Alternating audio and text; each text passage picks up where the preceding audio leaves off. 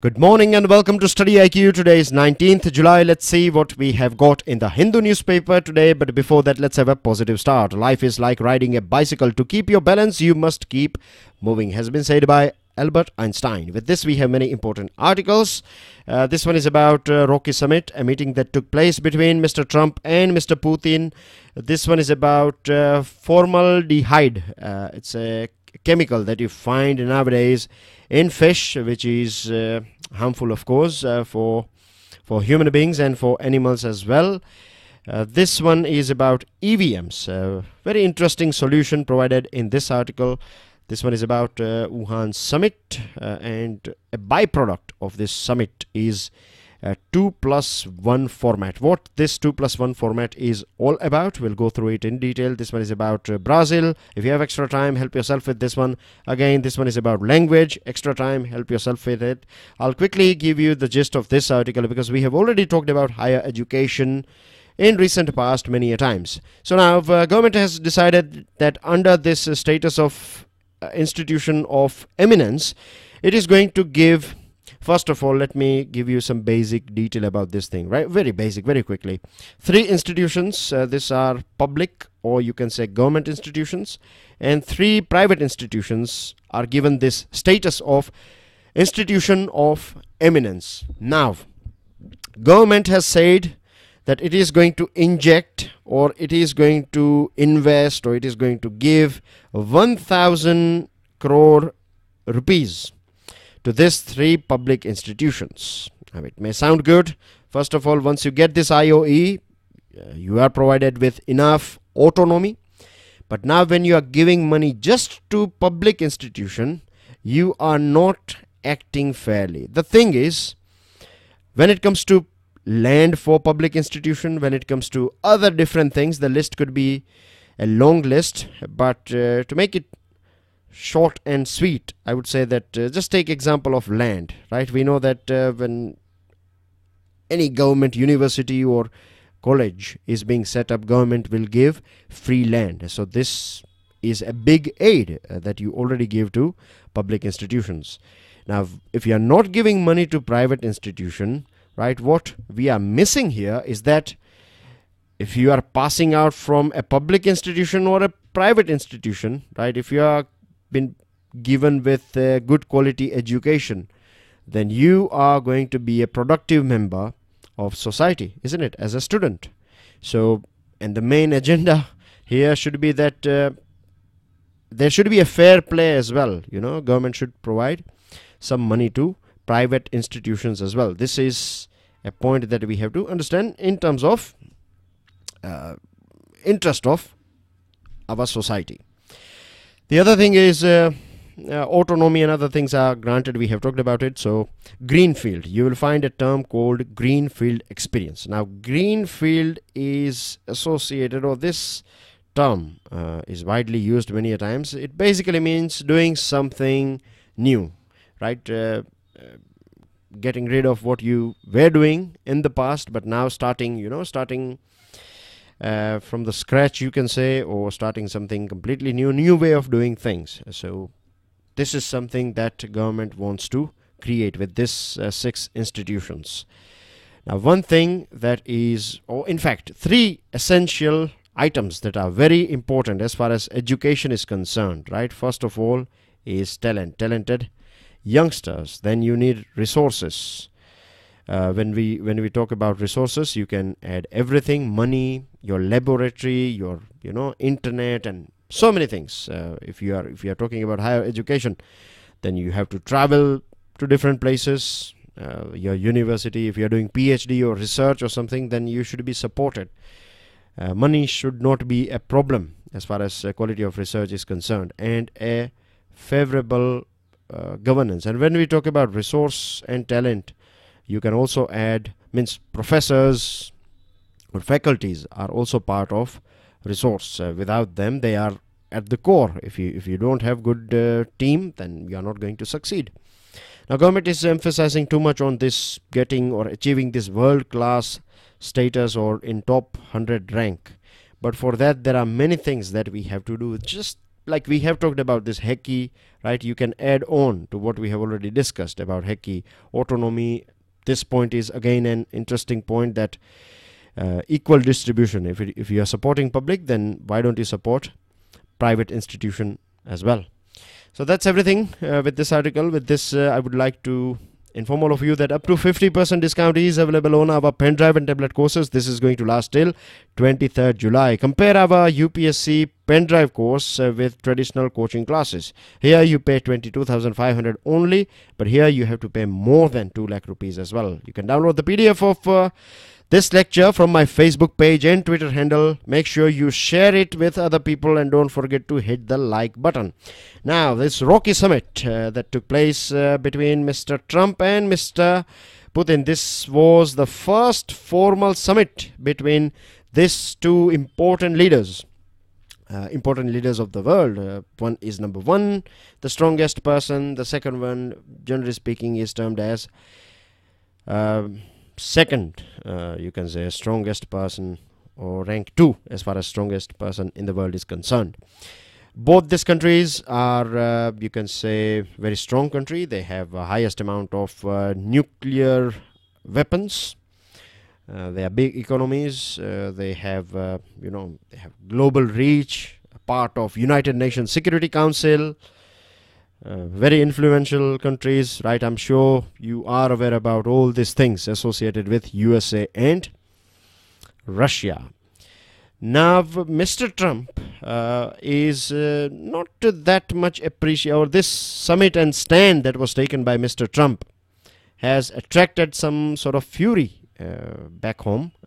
People in Congress, there are many people in his party, there are many people in opposition, there are many other departments. They are not happy about Mr. Trump's stand. It was believed that Mr. Trump will talk about this alleged Russia's election meddling.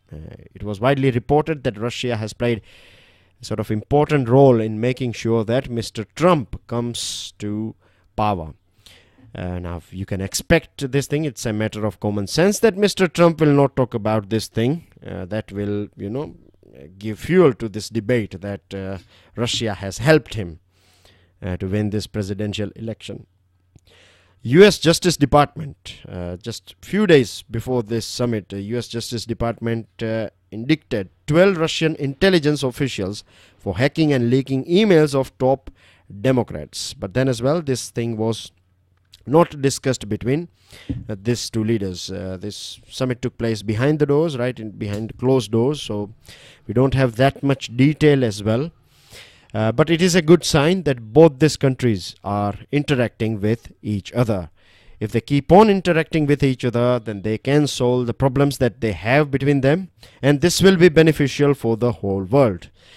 There is a thing or a treaty called START. The full form is Strategic Arms Reduction Treaty, START. It came into effect in 1991, if I'm not wrong, right? Make sure you check the facts. You will find it in Google anyways. But let me give you the background or the core philosophy of this START.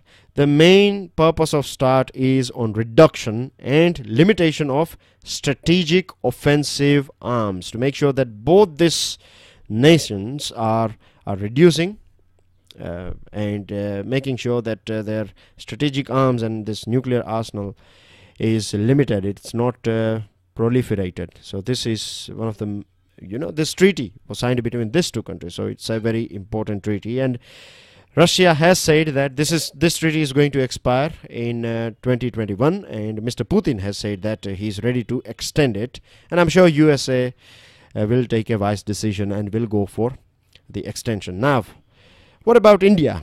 What we can make out of it, or where do we stand, or what we should do about it? The thing is, you see, these two countries, these two, USA and Russia, they are against each other in this part of the world, in Syria, Yemen, as far as supporting Iran is concerned.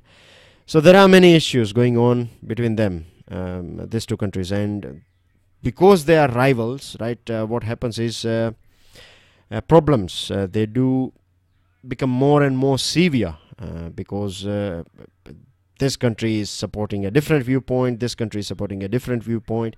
They both are part of United Nations Security Council, so technically speaking, they cannot do anything against each other as far as United Nations or UNSC is concerned. Now for India, we should make sure that we maintain this strategic autonomy. I have explained what strategic autonomy is all about, right? We have to make sure that we maintain this strategic autonomy. We should not take sides. We should stay independent, because for us, both countries are important. With USA, our economic ties are expanding. Russia has always been a very important defense supplier. We are going to purchase, it is said that we are going to get S-400 missile system from Russia, and this can attract CAATSA. CAATSA is a law that was recently passed by United States, so it may attract sanctions on India, but we have to work with USA as well, and we have to convince them that for us every country is equal, and for us strategic autonomy is the most important thing. Now moving on to another item, this is about a fishy matter.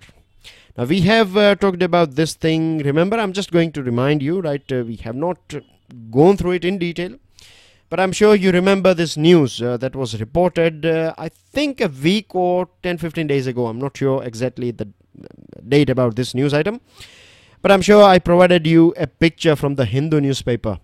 So it's about this chemical called formalin, or it's also known as formaldehyde, right? Formaldehyde that you find in fish nowadays. It is widely reported in June 2018. The Kerala government found this formalin laced fish being transported into the state. Then there was a joint investigation that was conducted by the Hindu newspaper in collaboration with Dr. J. Jayalalitha Fisheries University, that is in Tamil Nadu. And they conducted this investigation, and they found that 5 to 20 ppm of chemical in freshwater and marine fish is found from 2 different markets in the city. Goa too reported something similar. But if we go through Food and Drugs Administration, it has said that the sample, or the quantity of this formaldehyde that you find in Goa's fish is not harmful. It is naturally occurring formaldehyde. That's what happens with us as well. We do create formaldehyde. Dogs, animals create formaldehyde. You find it in apple and other fruits as well. But naturally occurring one is not that bad. But what we are finding nowadays is that there are sellers out there. They are adding this carcinogen. Carcinogen is a sort of item that is capable of creating cancer. And as per this Food Safety and Standards Authority of India, that is FSSAI, I'm sure you have heard about FSSAI. It was quite in news due to this Maggi noodles issue. So FSSAI has banned this formaldehyde in fresh fish. An international agency for research on cancer has labeled this formaldehyde as carcinogen in 2004. Now, if we go through the report of IARC, it basically says that people who are working in this printing, textiles and other industries, they are, you can say, exposed to this formaldehyde. They breathe this thing, and then there are high chances that they may get cancer. It's all taking place because of breathing, but we don't have that much evidence, right? We have little evidence in our hand as far as this ingesting or eating, the fish with formaldehyde and its impact on our body. 1990, in a study by US researchers, they said that 11 mg of this chemical enters our body every day from various dietary sources, as I told you, from apple, and there are other items as well. Anyways, we don't have to be a sort of scientist in formaldehyde. We have to understand what's going on here. The main thing here is that at present we have lack of evidence about this orally ingested formaldehyde, whether it impacts us or not. But that does not mean absence of evidence is not evidence of absence. I hope you got the meaning here, that it does not mean that it's not there in the fish. If it is there, right, then we need to conduct a thorough research on this thing, and we need to be 100% sure that a limited amount of this thing is not harmful. And if it is harmful, then we need to ban it, because it is seen that this item is added in fish to keep it fresh, right, to keep it fresh. And many times what happens whilst transporting this fish, if they are not stored properly, then this formaldehyde will automatically, naturally generate in the tissues of this fish. But there is a difference between a natural occurring formaldehyde and the one that you add, because the one that you add is free, right? It's freely on this fish. It's not in its tissue, it's freely on its body, so it will go into your tummy, and then it may create problems. So we need proper evidence, right? Experts needs to work on this thing. They should come out with the proper evidence, facts and everything, so that we can rest assured. And we are a big exporters as well, as far as this marine items are concerned. So many millions and millions of our fishermen, their livelihood is associated with marine products.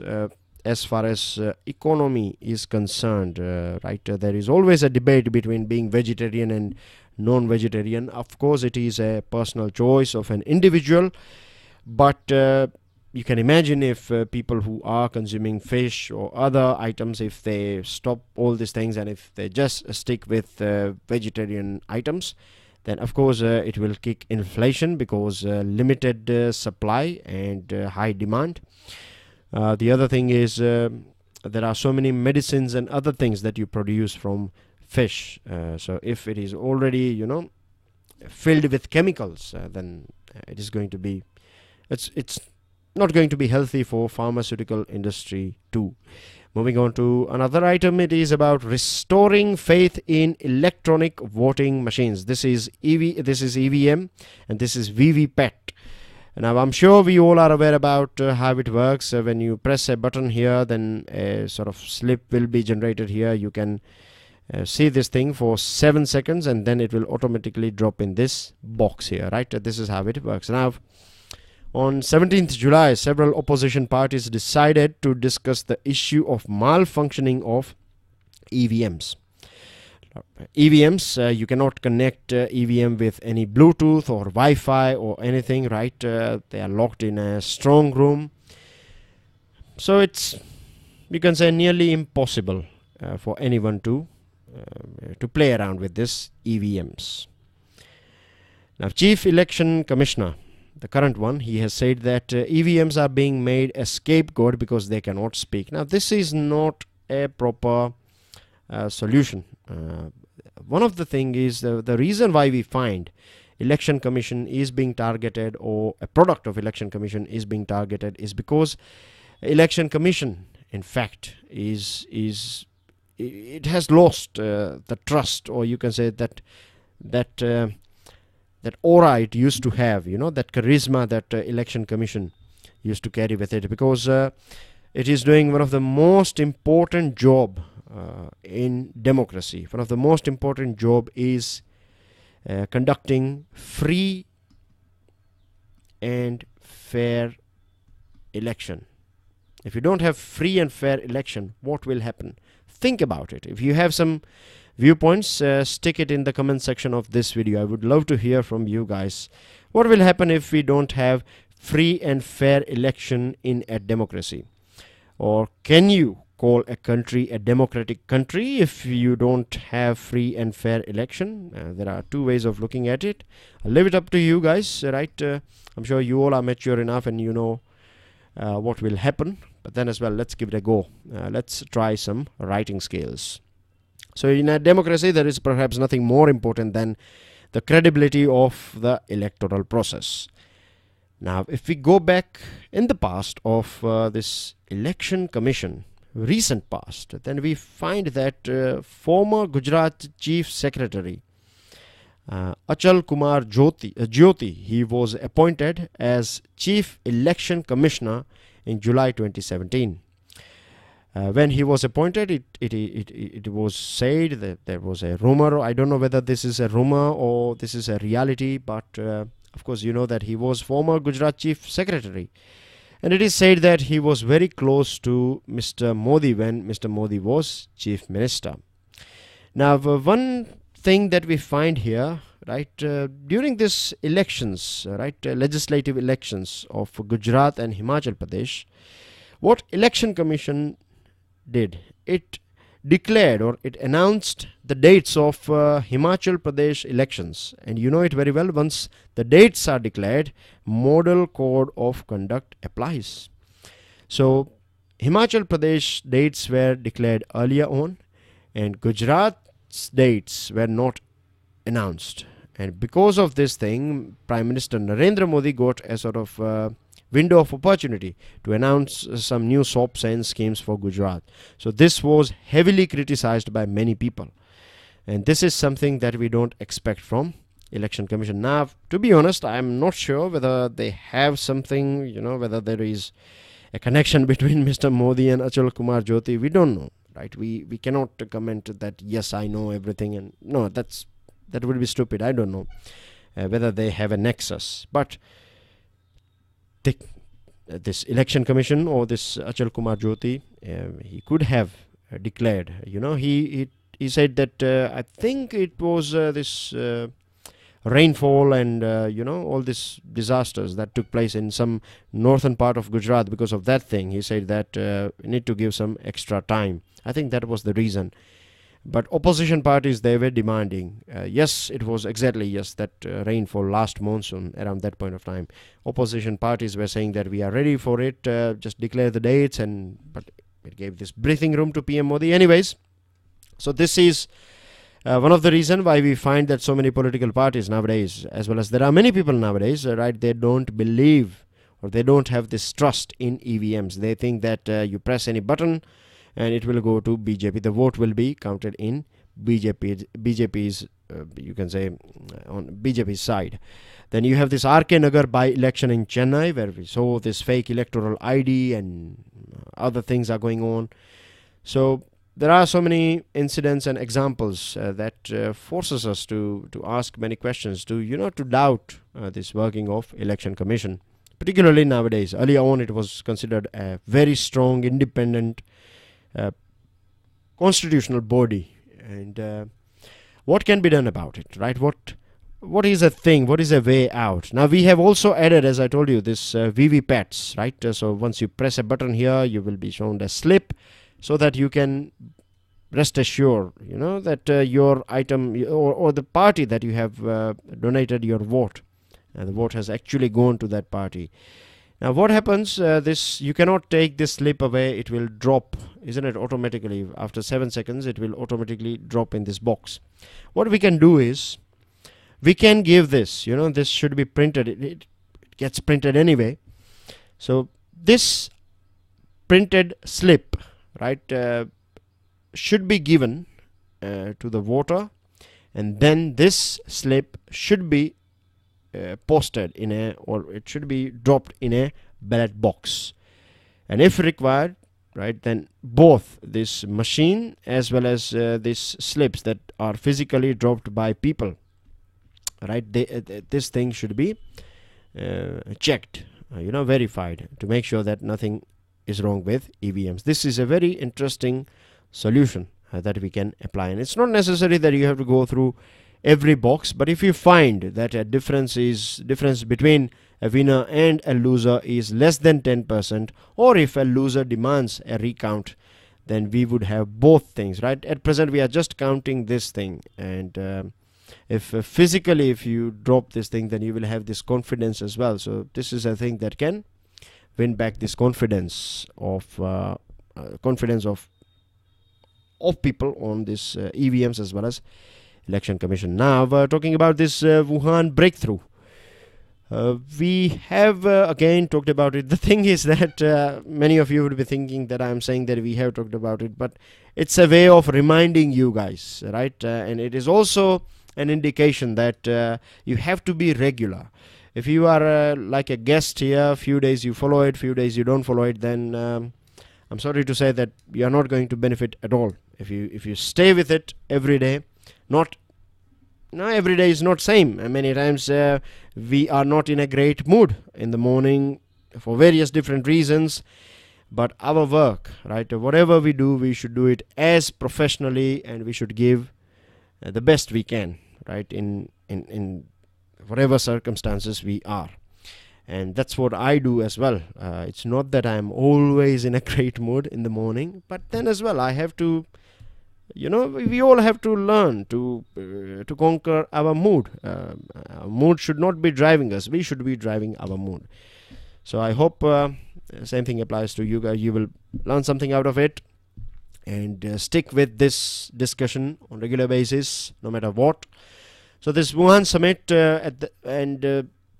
we know this rivalry between China and India that was going on, or you can say is going on, and how diplomacy works. The small countries, right, the way they are trained, or their diplomats, and their whole viewpoint is to make sure that if two countries are against each other, then you can play with both of them and make sure that you milk both of them as much as you can. And something similar was going on. Rivalry between both these countries was not helping either China, either India. So we had this Wuhan summit, and after that things are looking all right. Recently, when Nepal's Prime Minister was in China, at that point of time, China said that we can have this 2+1 dialogue. 2+1 mechanism. This is a very interesting and a new thing. 2+1 dialogue is here. This 2 is India and China as a team. They will interact with this +1 country. So this, at present, it is Nepal. So it will be not, you can say, trilateral. It will be again a very new thing. Trilateral would be just like a triangle, all the countries interacting. But here you are clearly having this, you can say, a T thing, right? You have this China here, you have India here, and then you have a country. At present it is Nepal.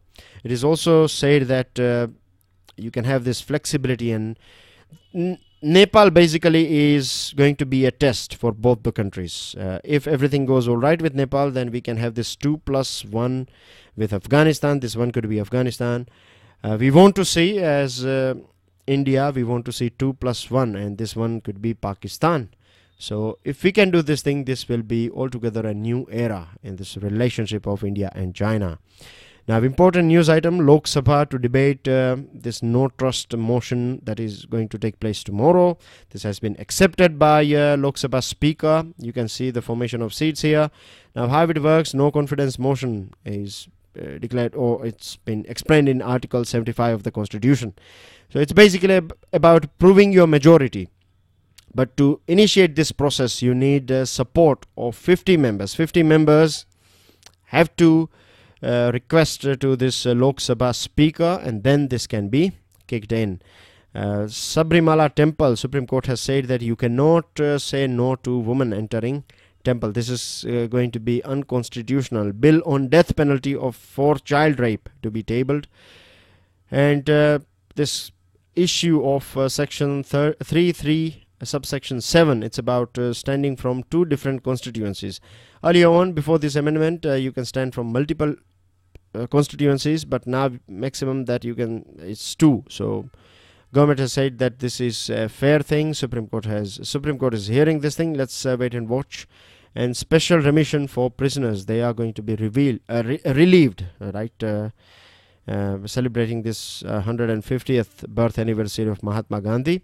Many prisoners will see freedom. Here you can see a sad picture. A building collapsed in Greater Noida, Uttar Pradesh. And here the animal that you can see is red panda, and it is classified as endangered. species in IUCN list. That's everything in today's discussion. These are your answers and these are your questions. Thank you very much for your love, support and care. Make sure you share this lecture with other people. Enjoy your day. Jai Hind.